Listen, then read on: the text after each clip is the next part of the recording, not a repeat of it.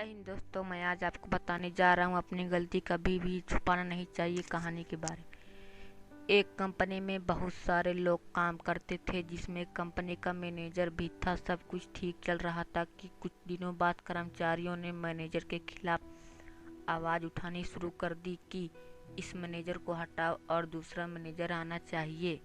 Manager को बुरा लगा, लेकिन करता भी क्या। मैनेजर ने इस्तीफा दिया और ऑफिस से बाहर जाने लगा। इतने में कंपनी का नया मैनेजर ऑफिस में आया।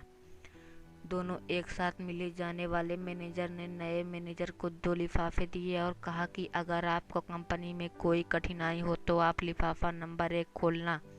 इससे कठिनाई का समाधान करने में मदद मिलेगी, और अगर दोबारा कुछ ऐसा ही हो तो फिर लिफाफा नंबर 2 खोलना, जिसमें समाधान लिखा है। नए मैनेजर को कुछ समझ नहीं आ रहा था, लेकिन लिफाफे रख लिए और अपने काम में लग गया। कुछ दिनों तक सब कुछ ठीक ठाक रहा, लेकिन बाद में कंपनी के कर्मचारियों ने फिर से मैनेजर को बदलने की बात रखी।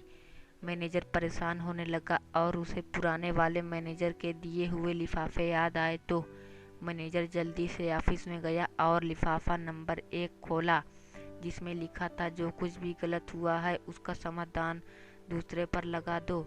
मैनेजर ने ऐसा ही किया तो सभी कर्मचारी चुप हो गए और सब कुछ ठीक हो गया। लेकिन कुछ दिनों बाद कर्मचारियों ने फिर से मैनेजर को बदलने की बात रखी।